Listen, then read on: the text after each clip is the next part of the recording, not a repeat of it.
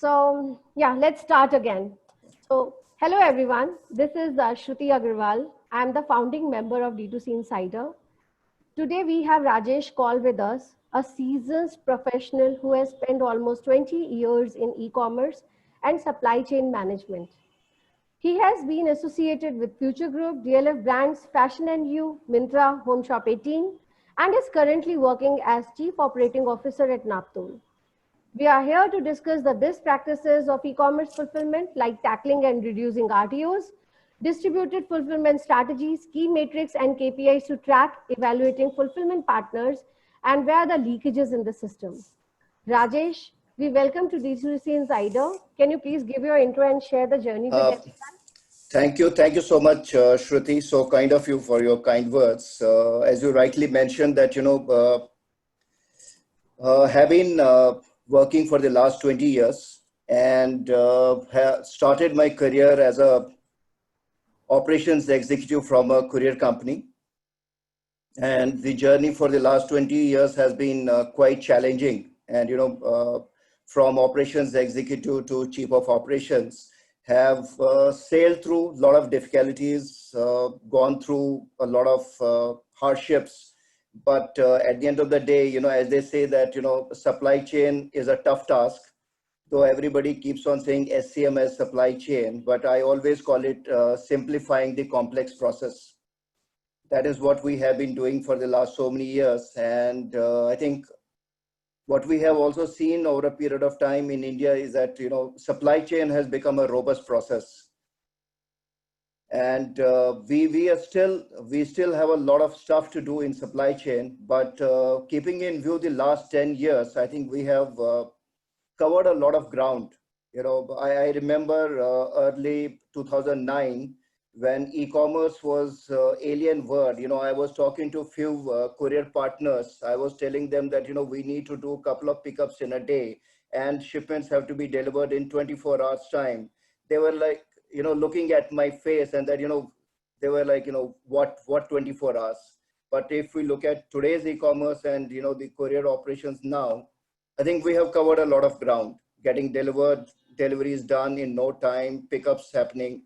But yes, there are still challenges. And I'm sure that, while we go through the discussion, we'll have some questions and I'll also have some answers to the best of the ability I have done so far.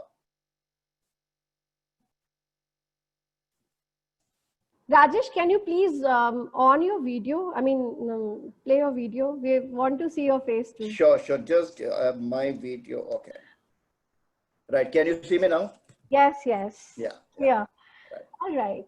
So I think you were the initial team member to set up Myntra warehouse, etc. So can you give some detailed? Can we have that detailed discussion here? How from what number of orders to what number of orders you have seen, and what are the primary precautions one should take in order to reaching that volume, and how that can be managed? So I think, the Myntra for all of us, especially for me, has been a wonderful experience in the sense that, when I joined Myntra, I was working with Fashion and You.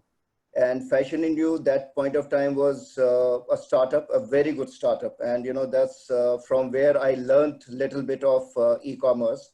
And when it came to Myntra, yes, when I joined them, we used to do as an organization somewhere around 100 orders a day.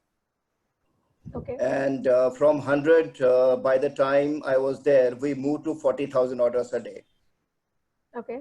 So it was a wonderful journey and lots of learning and, lots of change of mindset. We used to be very happy that, when we used to say that, we are doing order fulfillment in X hours of time or X days. And then one fine day, as I especially mentioned mindset, I was handed over a book by Mukesh Bansal, who was the CEO at that point of time, that was Delivering Happiness by Zappos. And, he told me that, Rajesh, whatever work we have done so far, after reading this book, you will come back to me and tell you that, the work is zilch. And I was very keen and I read that book. I finished that book in 6 hours of time. And next day I went back to office spoke to my team and told them that, the work we are doing right now is nothing as compared to what Zappos has been doing. We need to take a cue from there and, you know, improve our efficiencies. That point of time, you wouldn't believe that, we used to take roughly around 5 days, say, for order fulfillment. And we took a target that, the fulfillment has to be in 24 hours time. Okay. So that's, how the changes happen. And in terms of fulfillment, in terms of courier partners, I think, way back 2009 and 10, it was pretty difficult, whether it's been RTO or it's stock keeping in the warehouses. Lots of challenges were there at point of time. And, marketplace was very nascent. And while we used to talk to people and tell them that, we'd like to do marketplace activities, and they used to say that, no, we are more than happy to send the stock to your warehouse and you can do the order fulfillment from there. Mm-hmm. But yes, things have changed since then. It's, as I said in the beginning, that, last 10 years, we have covered a lot of ground, and lots of efficiencies have come into, whether it is fulfillment center, whether it is last mile delivery. I think thanks to a couple of partners who have taken the lead over there, I think it's helped the Indian supply chain overall. Mm-hmm. All right. So we have one question from Ankur Sharma. Let's start with question and answer now, because I'm sure it will cover most of our queries, whatever we have. So let's start with Ankur Sharma. He's asking, what are the factors you look when you're deciding on what SKUs to keep and other SKUs to move out? What kind of analysis you do? See, one is definitely you look at, when you look at your SKUs or inventory, you will have to first decide what is sellable. I'm sure that, over a period of time, whether the inventory or the SKUs you have in your FC, you will get some analytics done that, whether it is sellable or not. You can't just keep the inventory in the warehouse because you want to stock it up, or keeping thinking that, maybe over a period of time it will sell.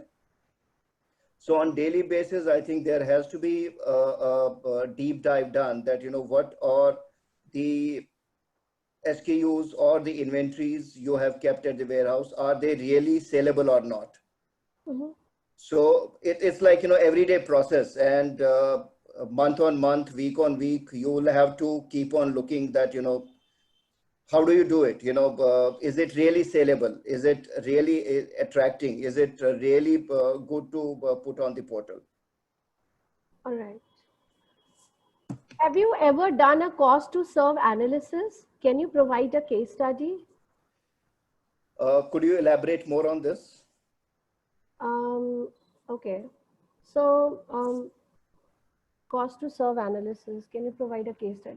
So maybe when like you are delivering the products, and right, then what all costs are involved, and how can we analyze that in terms of the final delivery? See, if I understood the question rightly, we are talking about ROI over here, right? That's whenever we showcase any product, whether it is online or it is offline in the retail, we think that, what is the actual ROI which is going to come out of this product. Okay. So you take into consideration that, your fulfillment cost, your marketing cost, your, last mile delivery cost, your packaging cost. Yes, I have done that. So I think what is the best practice, what I have learned in couple of the companies I have worked, is that before you launch any product or SKU, you need to understand that, what is the net ROI which would come. That sometimes things don't go the way they happen. For example, you would have considered that, maybe the delivery would be at 70%, or it happens at 50%. But if you look at the bottom, rock bottom delivery percentage, then maybe, based on that, you can calculate your total cost or the net ROI of the product. Okay. All right. What are the what ERPs you worked on which you liked? Well, I think I'm a big fan of homegrown ERPs. Okay. But if you ask me, the best I have worked on has been SAP and Oracle. Okay. But as I said, that I'm a big fan of homegrown. That gives you the liberty to tweak your own system the way you want them to be. At any point of time, you want to make any changes, it's your technology team. You can tweak it. You can get the things done. But with outsourced ones, you are limited in, even if you want to make any changes, every time you have to pay a price for that. Even if, homegrown, also you need a huge tech team, but it's like that, they are continuously working on something or the other, and that helps you to make it the way you want to design it. All right. This platform is largely for D2C insider, which is like maybe a startup or growing business to some scale, and maybe SAP and Oracle is not, they're considering at this stage, and maybe they look into offline and they have some stores. Right, So managing all that will be difficult, and then they'll go. So right. you also suggest some small ERPs. I mean, See, which I would not like to take the names, but definitely there are off the shelf so many organizations which provide you solutions. And I'm sure that, there's so many, if I have to take names, but as I said that I would not like to take the names, but yes, there are top 10 companies which are providing these services, which can be, you can simply browse and you will get the names over there. okay. So you mean to say whatever ERP is fulfilling your requirement is best for you. That's right. All right. So, and what are the KPIs you track at on vendor side? See, I think from your talking about the vendor marketplace, right? Yes. So vendor, I think the easiest, what we learned from, as I talk about myself, when I started a supply chain, we were given that mantra, that right product, right place, right price. But I think, we still do the same thing, but it's slightly changed a bit. While we talk about the right product, uh, what I would suggest that, when we are managing the vendor or the marketplace, speed is important. While the product quality is important, speed is important, and what else is important is the engagement. What we miss on, I'm sure that, there would be questions on the RTO. And I think one of the biggest factors which helps in managing the RTO is the engagement with the customer. While, we focus on product, we focus on the quality of the product, we focus on the speed. What we sometimes lack is the engagement with the customer. When I say engagement means that at every step, are we intimating customer what's happening with his product? So all of a sudden, after 10 days or 1 week or 2 days, it should not come to a surprise to customer saying that, this product was out of stock. So this is how, if you keep on engaging with the customer, you develop sort of a customer loyalty over there, which I think, is missing in certain companies. I think that's one area where people can work on. Okay. All right. So fantastic. Ankur, I hope you got all your answers from Rajesh. We have another question from Arman Sood. Sometimes courier partners make mistakes with the volumetric weights of shipment and charge incorrectly. Mhm. What are the steps that can be taken to recover the incorrect charges from courier partners? Is it possible to freeze weights for common SKUs? Yes, I think, Ankur, right? Arman. Arman. Arman, yes, even we or I as an individual have faced this issue so many times in various organizations. And as you also mentioned that, yes, you can freeze the LBH of the SKUs which are there in your system. And what is a good practice is that, while you freeze the LBH of your products, it is imperative that, you get the audit done of those SKUs from your courier partners. because at the end of the day, you should not be fleeced and your partner should not get fleeced, because you're in a partnership with a courier company. There should be no ambiguity. The best part is that, if you have managed your LBH, make sure that, you get the audit done, invite them to your FC, invite them to your office, have the audit done, so that, both of them are on the same page. Even if there's a dispute of, say, 100 grams or 50 grams, I think that can be talked about and that can be worked upon. But the best part is that freeze your LBH, get the audit done, and kill the ambiguity. All right. Arman, hope you got your answer. We have another question from Abhishek Shah. How to reduce RTO, especially in tier 2 and 3 towns, and most orders being COD? See, I wouldn't say that, there's any magic wand to reduce COD. While we are still in 10 years of e-commerce business, I don't think that, though we have, gained a lot of trust from the customers, from 2009 to 2020, there's a reduction, there's a drop in overall, if you talk about all the big partners, e-commerce partners, there's a drop in the overall COD. But I think we still have to go a long way to achieve the trust of the customers, wherein, the COD reduction would happen. Like today, for example, I come from the same industry. I do trust Amazon, I do trust Flipkart, I do trust XYZ. So I don't place any COD order. But it's come only in the last 5 years, wherein I know that, my product is going to get delivered on time. If I, has taken, who's from the industry, it's taken me 5 years to make sure, to only place prepaid orders. I'm sure that, with the end public, it's not going to happen so soon. But I think it's people like us who have to make sure that, the supply chain overall is robust and the customers' trust is won over a period of time. Can a brand survive without COD, or?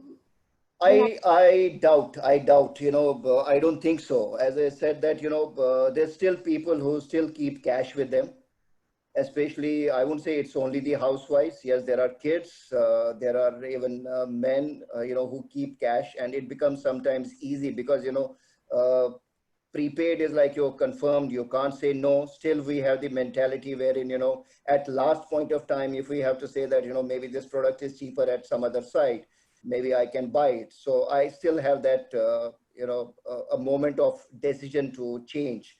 But yes, as I said that, it's question of time wherein, our supply chain, our e-commerce becomes more and more customer friendly and robust. COD percentage would definitely come down. Yeah, we're looking forward to that. A question from Vidushi. There was one more question from Abhishek, part of this question only. Yeah. Apart from COD, I think that was. He's asking for RTO, how to reduce RTO. See, RTO, again, as I said that, whether it is any fulfillment center or it is marketplace, the key is in the speed. The key is in the quality of the product, and I would again emphasize the engagement with the customer. The faster you are able to pick, pack, ship, and deliver the product, RTO percentage has a huge difference. We have seen that, if I take 24 hours to dispatch a product, the delivery percentage is X. If the same product gets dispatched in, say, 4 hours to 6 hours, delivery improves by X percentage. So speed is definitely a key, and quality of the product. At the end of the day, if as a brand, as a marketplace vendor, what do you want? You want your product to be liked by the customer. So you can't compromise on the product. You can't even compromise on the packaging of the product. You can today think that, maybe you can just simply envelope it in a poly bag, which is like, just a polythene bag. But I think, that little bit of work on the packaging is also important, and the engagement from the time the order is placed till the time it gets delivered. Keep intimating customer what's happening with the product. I think that engagement also keeps, that fervor with the customer that, product, whether it's coming in 24 hours, 48 hours, 78 2 hours, that that fervor remains with the customer and they accept it. Okay. You know, we had done an experiment wherein, you know, we took almost 100 odd customers. For 50, we kept on engaging almost every couple of hours. With the rest of the 50, we didn't intimate them anything. With the customers wherein there was no intimation, those out of 50, only 5 accepted the product. Whereas for the rest of the 50, wherein, you know, the engagement was there, they were being kept informed via SMS or telephone calls, 45% got delivered. Wow. That's huge number. So I think, you know, as I said, that it's important, 3 key parameters: product quality, engagement, and the speed. Okay. Abhishek, I hope you got your answer. Another question from Vidushi. How do I ship glass jars and ensure they don't break in transit while using minimal plastic? See, sorry, they don't break in transit. Okay. Yeah. So I think product packaging is something that we as principals have to manage. You know, while you ship out any product, again, I would say that you should engage with your partner, take their inputs, whether it is transport worthy or not. And if the partner agrees that it is transport worthy, whether it has to be put in a poly bag or in a 3-ply or 5-ply or 7-ply carton, I think we should make sure that, you know, that's the responsibility of the principal to make it transport worthy. Once the product is accepted by courier partner, then yes, definitely it becomes their liability. And if there are damages, there should be a clause wherein, you know, they should pay for it. But at the end of the day, getting reimbursed from the partner should not be the criteria. The criteria is that, you know, how fast we should reach out to the customer to deliver the product. Okay. Um, so, Vidushi, I hope Rajesh has answered your question. Harshit, we have already answered how we can reduce RTO. Hope you got your answer, Abhi. And we have another question from Abhi. What is the typical accuracy for fulfillment? What do you deal with scaling up through automation or higher manpower? Good question. I think, you know, this question is from Abhi. Abhi. Yeah. Abhi, I'm, as I said in the beginning, that, you know, I'm a very big fan of homegrown ERPs, and at the same time, also a big follower of technology. Automation is the key, but automation without people is nothing. You know, I usually follow 3 things. I call it PPT: Okay. people, process, and technology. So, you know, we aren't anything without the process. And to manage a process, you need people. To have things automated, you need technology. So it's a mix of all the 3. So today, if you tell me that, you know, if you can get everything automated and everything would run like a machinery, you know, I don't think so that's possible. You need a automated process, yes, definitely, but you need people to manage it. But you can't scale people. Today, if you're moving from, say, when we moved from 100 orders to 40,000 orders, we didn't move proportionately in the manpower in the same ratio. In fact, people got reduced, technology got enhanced, automated processes got the, they got increased, technology was on the higher side. So yes, automated processes do help. We need to focus on the automation. We need to focus on the processes. You know, maybe today there's a process which might be viable for today's business. Tomorrow it would change. So we'll have to reinvent, we'll have to rethink our processes so that, you know, while we are looking at automation, everything gets automated according to the requirements. I would not suggest that, you know, people have to grow in that proportion. Sure. Rajesh, can you elaborate more on when you were doing 100 to 40,000 orders? What are the maybe 5 important factors you consider played a key role there? Purely in terms of order fulfillment? Yes.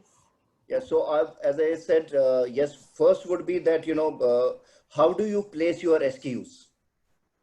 Like today, if I have got, say, 100,000 square feet of warehouse, and I don't know which SKU is the most sellable, and that SKU is kept at the end of the warehouse.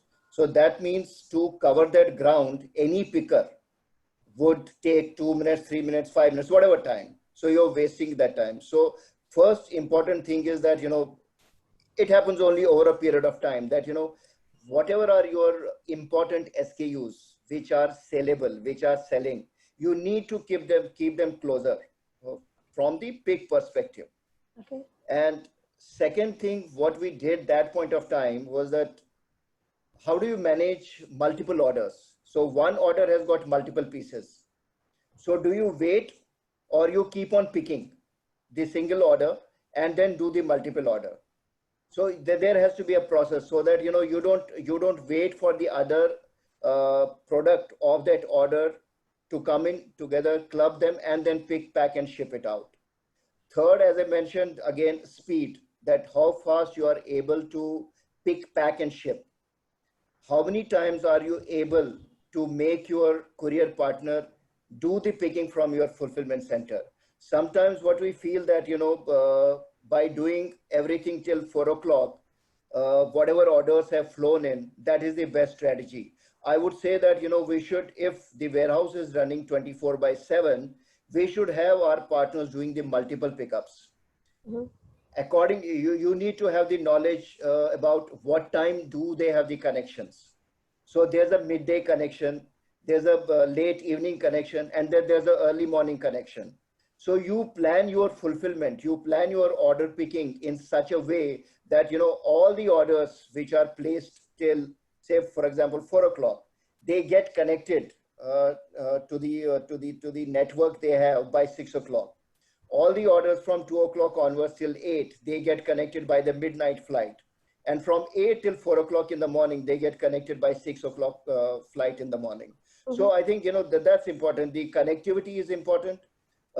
Picking, packing is important.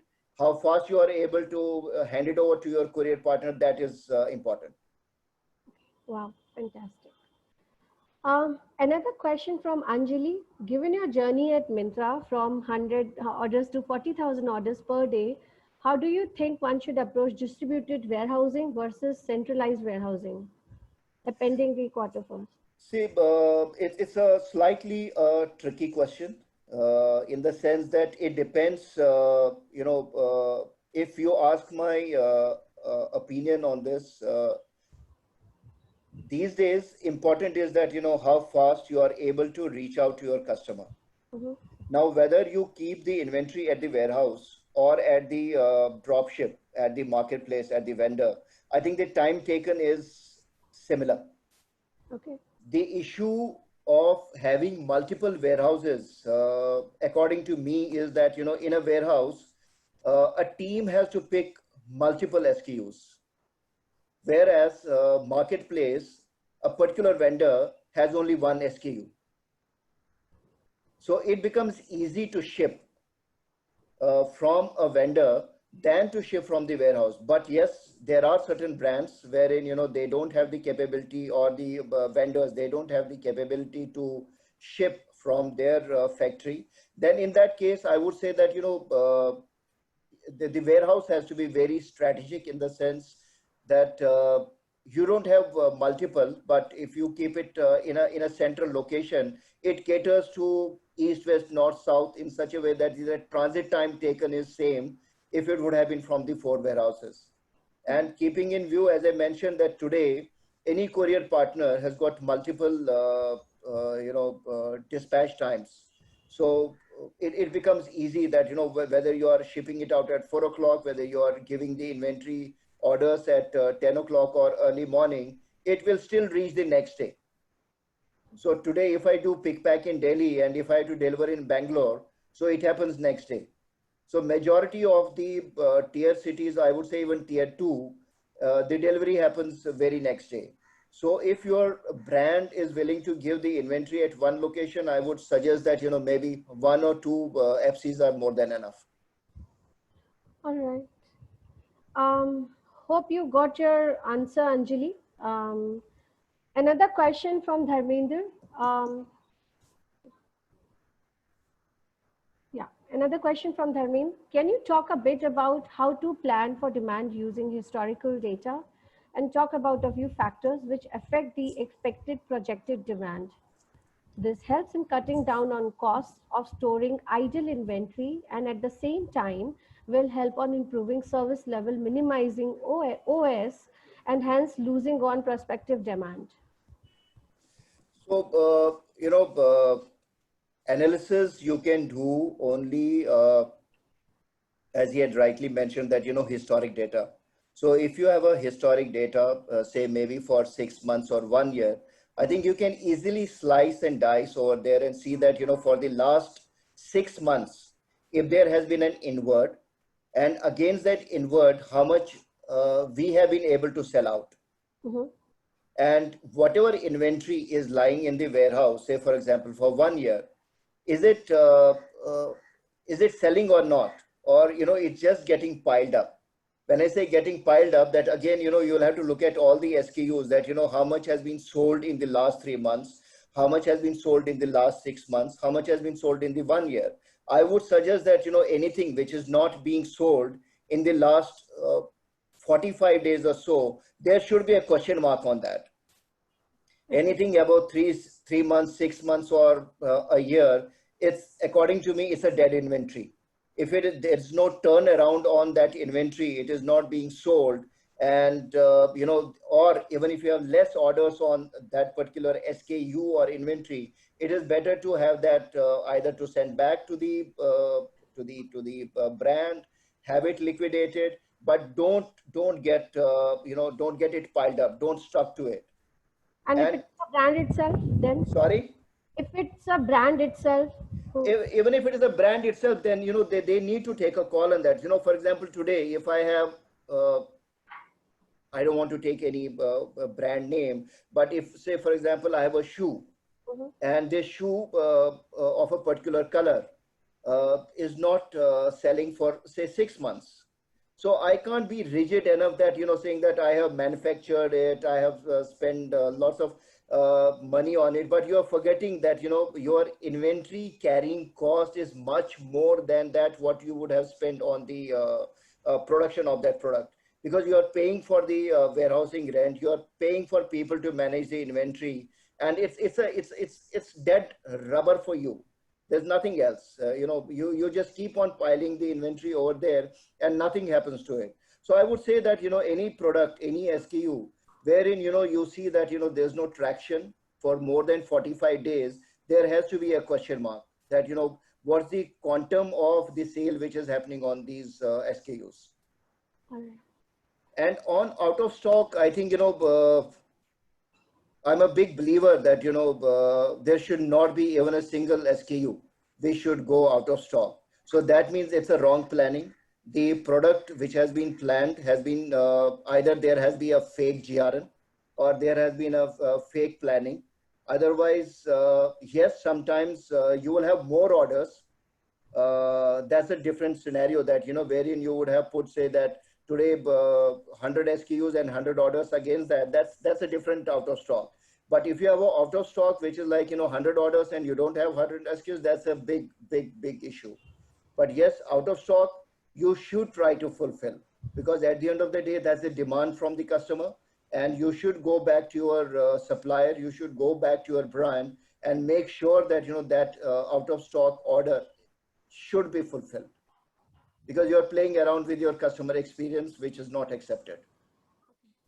And you told that customer experience plays a important role No, I in. think, at the end of the day, today, me, all the people over here are because customers are around.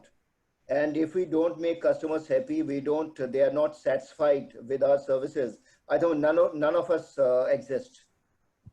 Yeah. The customer is, then only we are. Today, if we are talking about supply chain, how to make it better, it's only because the customers are around. Tomorrow, if customers stop buying, whether it is online, offline, I think, none of us do exist. That was quite helpful. Dharmender, I hope you got your answer. Another question from Anjali. Given primary freight doesn't come down below a certain scale, are there any situation wherein a distributed warehousing model works for a smaller scale setup as well, say like 500 orders per day? See, there's a lot of thinking which goes into smaller warehouses or smaller volumes. As rightly she mentioned that, yes, localization plays a lot of role when you define that, whether you have to have one warehouse or you have multiple warehouses. So you will have to weigh between your FC cost and your last mile cost. That, if you say today, if you tell me to deliver something from Delhi to Delhi, I will definitely, because the cost is cheaper, the freight cost gets reduced. But at the same time, I'll have to calculate, keeping in view that, if there are certain orders which get moved from Bangalore to Delhi, what is the FC cost I'm paying in Bangalore? So there is an advantage. There is definitely an advantage in both. But I think, one has to weigh it out. I wouldn't say एक that. Second एक second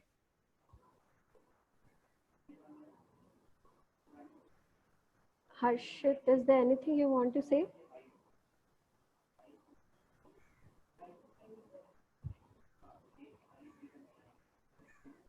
Hello, Harshit? Rajesh, you can continue. Yeah. So, sometimes keeping in view the product, maybe if you're procuring product from Delhi and your major consumption happens in Delhi, I think that localization plays an important role. So as I said that, it's the question one needs to weigh properly that, is it the freight cost? Is it the FC cost? Or it is the localization over there what you need to get into. So I think both the options are good, but again, you have to weigh it out. As for smaller volumes, definitely yes, not to have a dedicated FC, go into a consolidated one where, any logistics partner would have multiple partners with him so that, your cost gets reduced. But at the same time, if one location does help, your localization is not impacted, then you can keep only one FC. Anjali, hope that answers your question. Another question from Abhishek Shah. What are the top 3 metrics you track on monthly basis? Pertaining to FC, last mile, first mile? You can say for all 3. Okay, so if I say first mile for me is primarily FC. So from FC or from marketplace, I will combine both of them together, is the speed. So if my order is placed at 12 midnight, what is the time I have taken to pick, pack, and hand it over? So that's the important parameter, without compromising on the quality of the product. There should not be any compromise on the packaging and the pick, pack stuff. Speed, how fast I am able to hand it over to the courier partner. Third important aspect would be to make sure that, once what we do usually, most of us, including me, is that, we feel that our world is sorted the moment we hand over the shipment to our partner. I think that's the biggest mistake we do. What we need to do once the shipment is handed over, what we need to do is that, we need to, the key parameter over there, or the key activity is that the quantum of first attempt delivery, FAD we call it. How much is the OFD on that particular day that's out for delivery? So today, if I handed over, say, 1,000 shipments to one of my partner, and if the OFD is only 10, my delivery percentage will never improve. But out of that 1,000, if it's 900 which is out for delivery, automatically your delivery is improved. So OFD is very important. FAD is very important. And last but not the least, re-attempt delivery on the RTOs which are pending with the courier partners. So OFD, FAD, and RAD. These are the 3 important aspects without fail one should look into. All right. That was a very clear answer, Rajesh. Abhishek, hope you got your answer. Ritesh, another question from him. What are the typical percentage of COD orders over total orders in e-commerce, and what is the RTO percentage for the same? Well, I don't have privy to, Amazons and Flipkarts or Mintras of the world, but yes, I can give a gut feel. COD for majority of the partners would be anywhere around 65 to 70%. And on COD, if I talk about RTO, uh, typically it would be anything between 5 to 10%.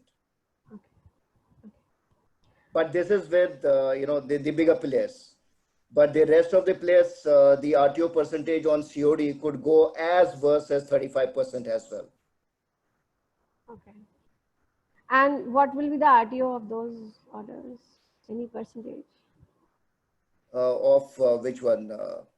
The small players.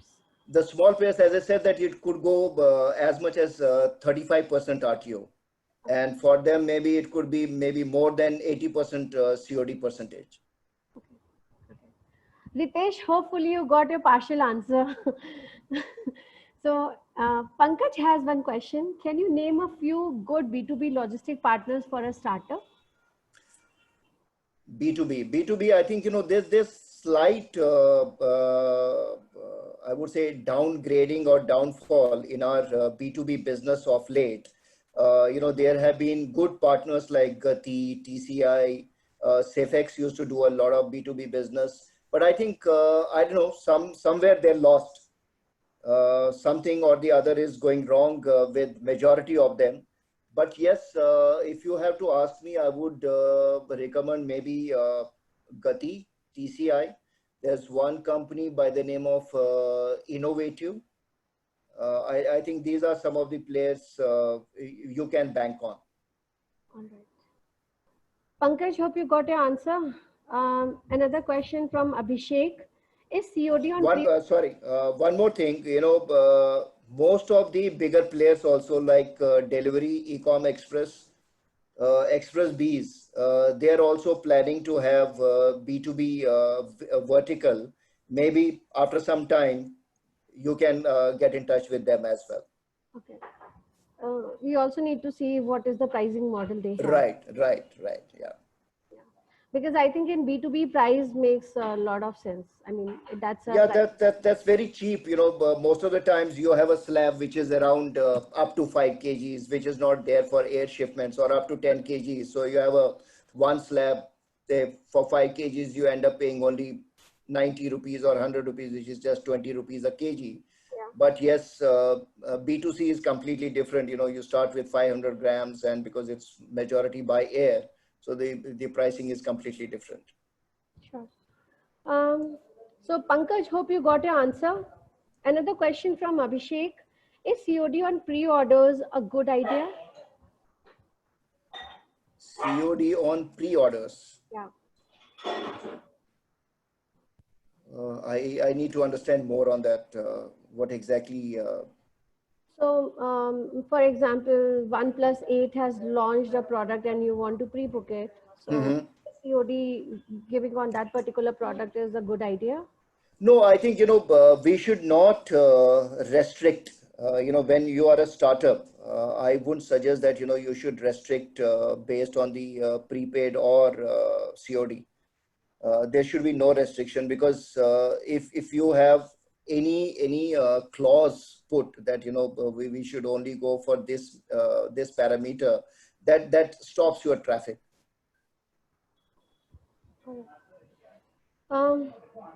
Abhishek, hope you got your answer. Another question from Dheeraj. Is it better to have a shipping aggregator like Shiprocket and Shipelite, or a company should have a direct partnership and integration with each and every courier company? See, aggregators are good when your volumes are less. So if your volumes are less, then yes, aggregator definitely helps, whether it is Shiprocket or it is Shipdelight, because they have a huge volume, and your volume is an add-on to them. Maybe the rates what you will get from ShipRocket or ShipDelight, maybe you will not get it from the likes of Ecom Express because your volume is less. But yes, over a period of time, once your volume is good, and if your aggregator is willing to give you the rates what could be given by the principal company, I don't see there's any harm working either way, as long as you are getting the best of the rates, best of the services. And with aggregators, you have slight advantage that, today if they feel that the RTO percentage with a particular partner is more, they can switch you over to the other partner. But while you're working with the principal, you're in a way married. It's difficult to take a quick decision to move from one person to the other, one partner to the other partner. But with aggregator, yes, they have that advantage that today they feel that, XYZ is having a poor service in a particular location. They can move you to the better location, to the better city with a better partner. So both have pros and cons, but yes, for smaller volumes, I would say that yes, aggregator does help. And what, according to you, are less volume? Again, it depends on the negotiation skills. That today for somebody on a volume of 10,000, a partner could give the best of the rates, but at the same time, there are different rates for on the same volume. So it depends on the negotiation skills. As I said that, more than the freight, it is important that, what are the service deliverables you are getting from the partner. So if you are comfortable, if your deliverables are achieved by your partner, whether it's an aggregator or a principal company, I think you can go either way. But yes, as I said that, the aggregator has got only the advantage that at any point of time, say, for example, today, anybody says that, Guwahati is not being serviced by them, but aggregator has got 5 partners who work. So you can, your volume is automatically shifted to the other partner who does Guwahati. So Thane is not being serviced by a partner, but other 3 partners service. So then in that case, you can't have, as a small company, you can't have working with multiple partners. But with aggregator, you have that advantage that, at any point of time, you have one rate with them, but you are dealing with the umbrella of partners over there. I think integration is one part which is again a problem with each and every logistics. No, I think integration now these days, I think it's a easy task now. And with aggregators also, I don't see that, API integration, whether it is forward shipment or it is replacement or it is RTO. I don't think so there's any issue. Hope you got your answer, Dheeraj. A question from Siddharth. How to get rid of bad customer behavior on e-commerce platform? Sorry, come again. How to get rid of bad customer behavior on e-commerce platform? Customer is never bad. That's my thinking. We make a customer good or bad. What I have seen, maybe for somebody else, the experience would be different, but I always believe that, customer is never bad. If a customer has come to our platform, so that shows the intent is there to buy. What makes bad is the dealing he has with us. So I think what we need to do is that instead of saying that, the customer is good, bad, we need to look into the details that, if our customer is liking our platform or he's liking our product, why the other customer is not liking it. So I think, that's important, what we do in, in NPS also, majority of the times we only look at the negative remarks which are being given. So I think it's imperative for us to look at those bad customers only, because if we are able to convert those bad customers into the good ones, I think, we have sailed. Fair point. It's a very important point for everyone. But there are nuances. Yes, I would not, shy away from the fact that, there are nuances, but that would continue. That, we can't get, be 100% perfect. But the point is that, how do we make sure that we convert majority of our bad customers into the good ones? Fair enough. Siddharth, hope you get your answer. Another question from Abhishek Shah for low value, average order value category, how to manage delivery cost? So again, as I said in the beginning, that it all depends on your ROI. So if you have a low product order, so you will have to, and if it is a low product order, I'm sure that the weight would also be less. So if the weight is less, that means that you can get back to your partner and ask them that is there, if you have a rate, say for example for 1 kg, can you give me a better rate of 500 grams? Or up to 500 grams. So before you launch a product which is low price, low value, low weight, I think you need to go back to your partner and ask them that, how do I get a better freight on this? Sure. Abhishek, hope you got your answer. Roshan, another question he's asking. Can we categorize our inventory and how? Categorized in what sense? Good, bad, saleable, non-saleable, damaged? You can answer for good and bad and See, yeah, you can, each and every function, whether it is, any outside ERP or homegrown or off the shelf, yes, you can categorize it. You can say that, every time, you invert, you put it as a sellable inventory. As I said in the past, that, if it is not sellable, if any SKU is not getting sold, for 2 months or 3 months, maybe then you need to categorize it as non-sellable inventory, or any RTO which has come back and you feel that while you do the quality check that this is damaged in nature, so you can put it as in damaged location. So you can categorize also, you can create a location also according to your needs. sure. Roshan, hope you got your answer. If not, then maybe you can, precise a bit on the question. I mean, you can share what exact question you're asking for, and Rajesh would answer.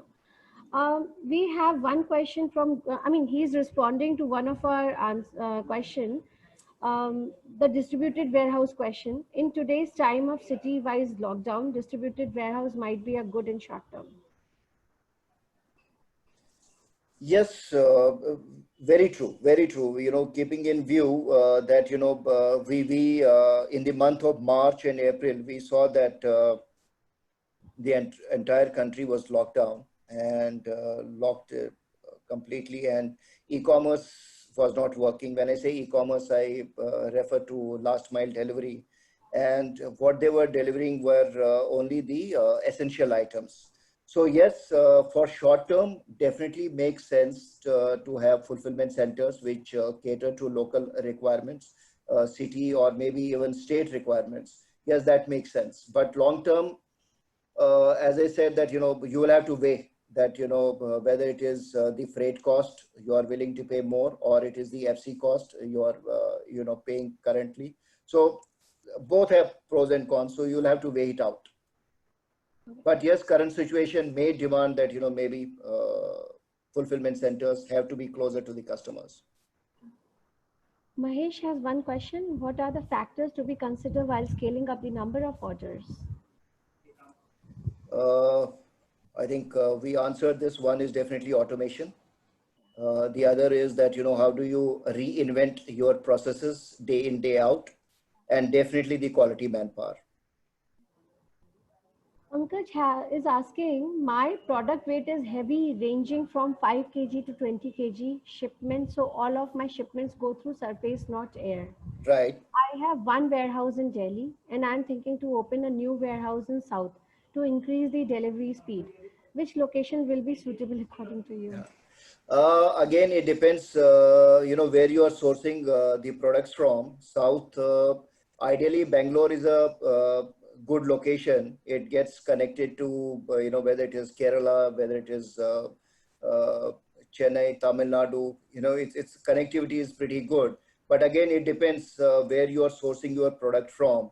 If you're sourcing your product from Tamil Nadu, then the Chennai makes sense. And if you're sourcing your product from Kerala, maybe then the Cochin makes sense. But again, it depends that, where the procurement happens.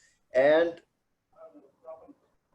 when you are moving your shipments from Delhi, so if your procurement is happening only from Delhi, then it doesn't make sense to have one more warehouse, because then you will be creating more like a transit warehouse than a procurement center. Okay. Pankaj, hope you got your answer. We have one question from Anjali. What is an ideal proportion of logistic cost specifically for FMCG products? Are there any possibility measures that can be taken to bring down logistic cost without bringing the logistic fleet in-house? Uh, in terms of percentages, I wouldn't comment on that, because it varies from organization to organization. It varies from FMCG sector to e-commerce sector. So I would not comment on that. But yes, what I would suggest that any percentage what you're working on has the opportunity to get it dropped by 50%. And that's purely based on, while your volume increases, while your efficiencies improve, you can easily bring it down. Okay. Anjali, hope you got your answer. Oh, she's asking one more question. Yeah. How do you go about deciding the budget for ERP? Okay. So that's a slightly there's no thinking behind it. It's like that, you will have to sit down and put it on a piece of paper and see that, how much cost are you going to incur if you outsource it and if you create your own team. Yeah. I hope That answer her question. We have one question from Vikas. We normally go by notion is that we mainly need to cover north, south, and west. When it comes to Amazon FBA, they do recommend Bangalore, Delhi, Bombay FBA to start with. Is it a sound primary stage for a product which can have a pan India appeal? see there are a couple of thoughts on that. There used to be a time when people used to keep same SKU. Say, for example, if you're procuring something from Bangalore, say from South, you used to keep that SKU in Bangalore warehouse as well. You used to keep it in Delhi also. You used to keep it in Bhiwandi as well, so that you could cater to the requirements of those customers of those regions as well. But I would say that today, keeping in view that our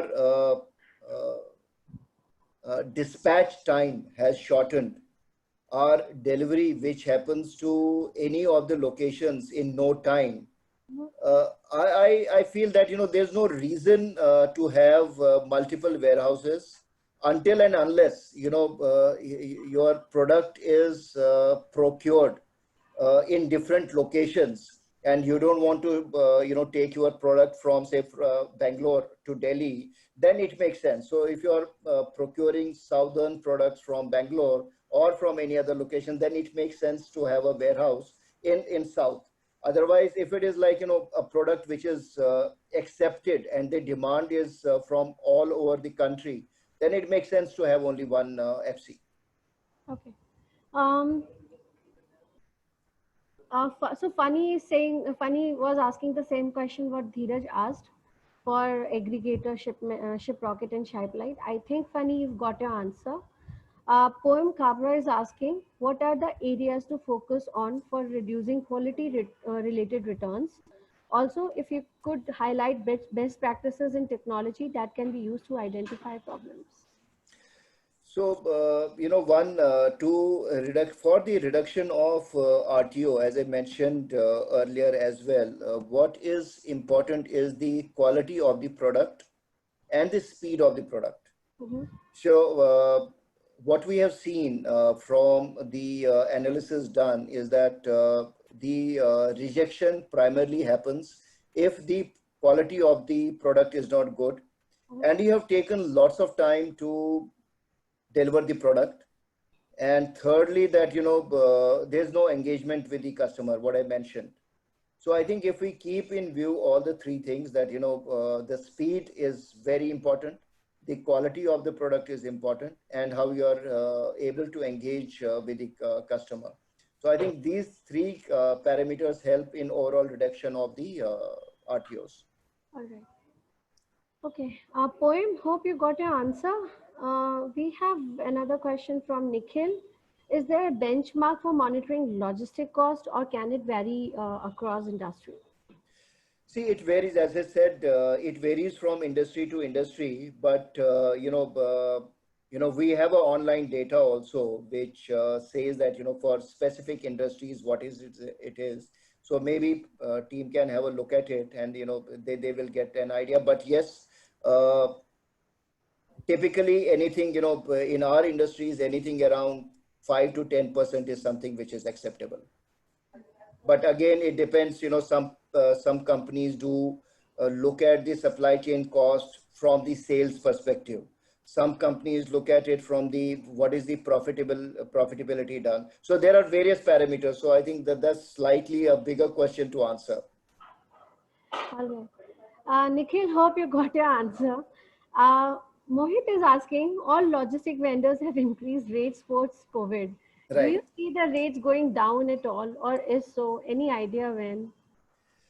See, I think COVID, to be honest, should not have any impact on the freight rates. Primarily, majority of the shipments which are moving right now, they are being moved by surface, except for one or two companies who have their own flights, who run their own flights, like you have FedEx or you have Blue Dart, which do still use the air mode. But I think the rest of the companies, there's not much change. In fact, they are saving. I would say that earlier they used to move everything by air. Now everything is moved by surface, so they are saving. So the question of asking for extra, I think you should simply say no to that.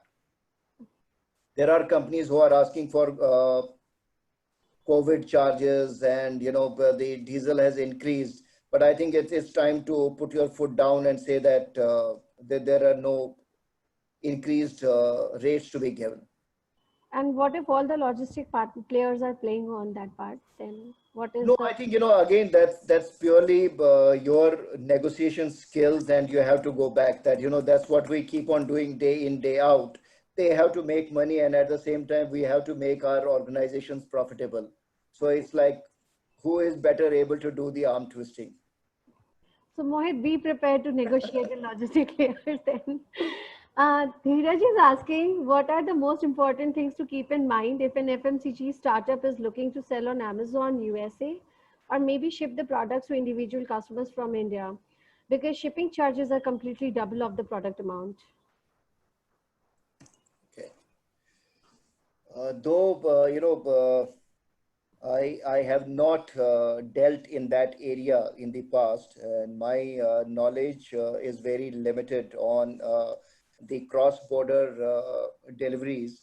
But I would say that there are options, there are ways wherein you can keep your inventory at a location wherein you don't have to dispatch it from India once the orders are placed.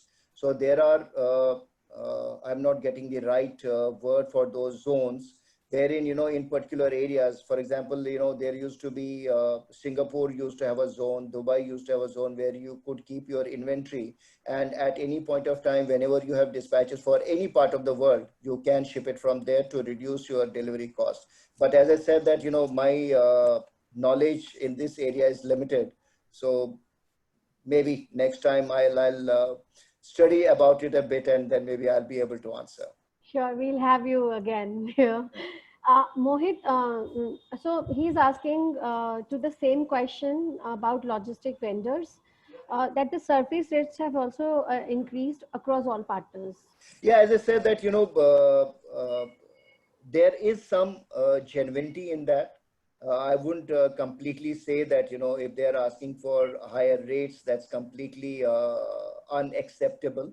Mhm. But yes, at the same time, as I said that sometimes we have to do the arm twisting from both the sides, and if we are able to negotiate, if we are able to get the best, or come to a median way, definitely that should help both the partners. We can't put a blind eye also to the increasing fuel rates. And as Dheeraj mentioned, yes, there have been increased rates. Yes, it's with everybody. It's just that, either you live with it, or you have to go back to the partner and tell them that in current scenarios it's difficult to accept the hike.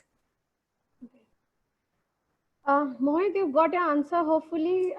Dheeraj is asking, as a personal care brand, the combo product should be listed on marketplaces as virtual combos or physical ones.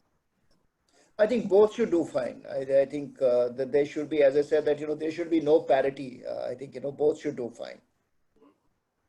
Okay. Roshan is asking, how can we source packaging vendors in easy way? Because initially for precise design product, we are dependent on China mostly. Is any way, so please suggest if any platform is available.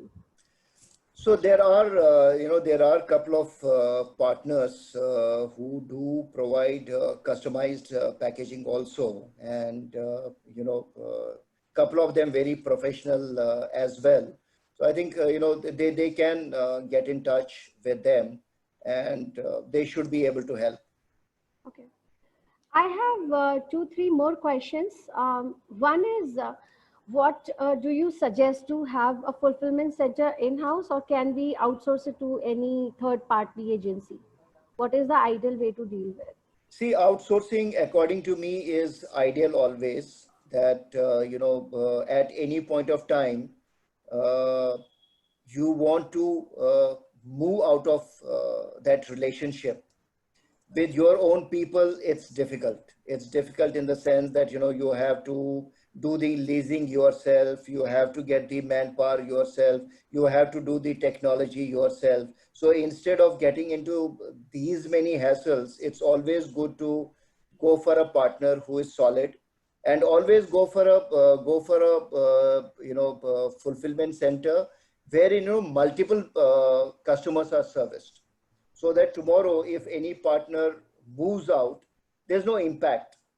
There's not your moving away doesn't have any impact on the partner, because at the end of the day it's a partnership. Today I can't say that my moving away is my decision, but then it does impact, because it does. They also hire people, they also do a lot of work on technology, but it's slightly easier to when you do it with a partner, when you outsource it. Okay, fair enough. I think Pawan is asking, what are the major factors in projections process for fulfillment? Projections in terms of what? Um, he's saying what? Pawan, can you elaborate? Production, he's saying. From production to Fulfillment. Major factors. major factors. I think again it's how accurate you are. Again, I don't think so there's any other parameter for that. There has to be how much accuracy is there from production to till the fulfillment. Okay.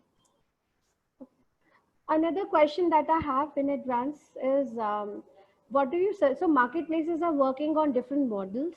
What model in terms of fulfillment you suggest? Is it dropship or SOR or? See, SOR is something, maybe when you are doing it from the you take the inventory, completely inventory in your hands. There's no control of vendor on that, so whatever gets sold and then it gets returned. But at the end of the day, what SOR you do when you are not sure how much you will be able to sell, that in itself is slight ambiguous.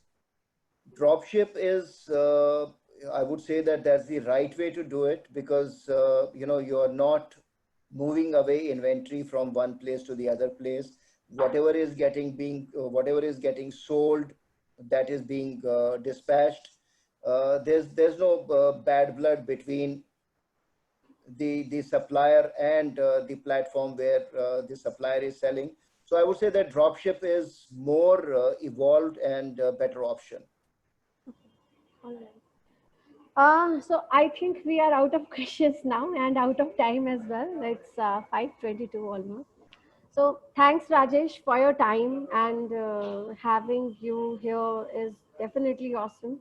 And hope you have answered all of their questions. No, Um, I would look forward for the feedback from all of them, that, whether I was able to respond to them properly or not, yeah, and whether whatever feedback I have given to their questions, that, whether they were worthwhile or not. A they were. feedback definitely would help. Yeah, they were. We'll share the feedback which we'll receive from our community to you for sure. You have already started getting in the group. So thanks a lot, everyone. Thanks, Rajesh, for your time. It was really, really helpful.